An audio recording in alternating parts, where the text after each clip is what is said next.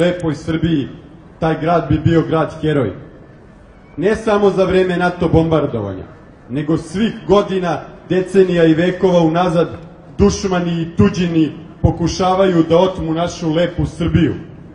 Pokušavaju da nas asimiluju i za vek i vjekova da nestanemo.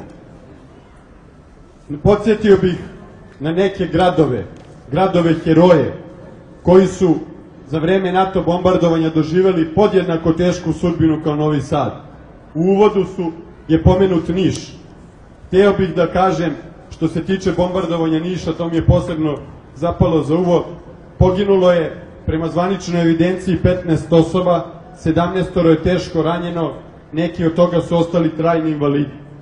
Ali nije tačan podatak da je poginulo 15. Poginulo je 16. Jer je jedna od poginulih bila Ljiljana Spasić, 26-godišnja trudnica u 8. mesecu. Nije stigla da rodi novog Obilića ili Kosovku devojku, jer su na poklon stigle kasetne bombe. Znate, kasetne bombe padaju polako, sa padobranom. Gotovo da ih možeš gledati i čekati sigurnu smrt.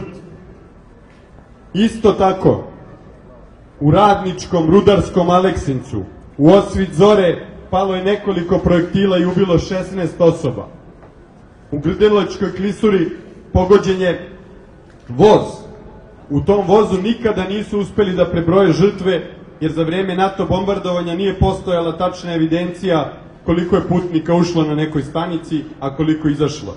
Zna se samo da je pronađeno 9 ugljenisanih tela i 4 dela nečijih tela koje do dan danas nisu identifikovane. Još puno je gradova žrtava, ali još više je heroja. Za 78 dana koliko je trajalo NATO bombardovanje, srpski narod, srpska vojska i policija pokazali su kako se voli i brani otadžbina. Podsjetio bih one koji su se odrekli i naše zemlje i našeg kosmeta, da smo mi na trgovima pevali bombama u susret, da nas nisu ni malo uplašili i da nas nikako nisu porazili.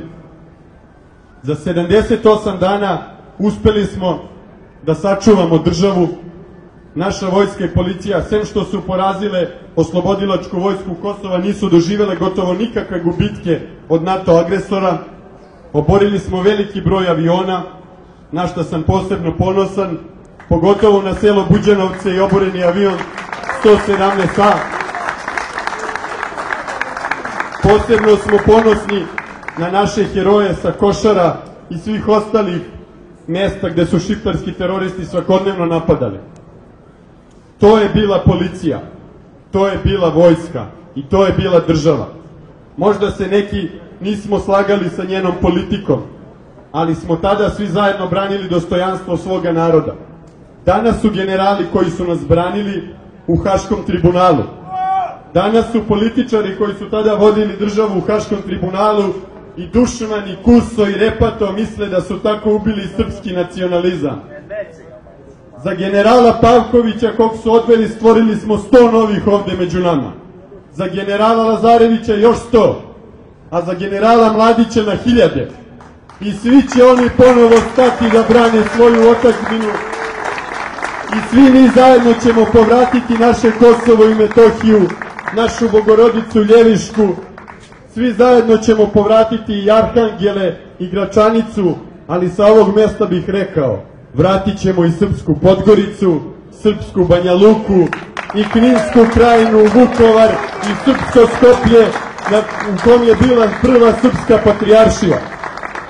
Ja vas, braćo i sestre, pozivam da kada odete odavde pronesete ovu našu ideju, da ne klonete duhovni u jednom slučaju, jer Srbija je kroz istoriju trpela i teže i veće gubitke, ali se vraćala jača i bolja.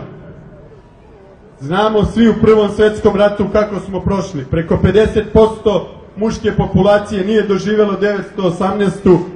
ali smo uspeli da se odbranimo i da opstanemo. Samo poznajući svoju istoriju, znajući šta smo proživeli i kako, izbeći ćemo da u vremenu koje dolazi, umesto novih temelja za kuće, ponovo kopamo sopstvene grobove. I za kraj bih rekao samo još ovo.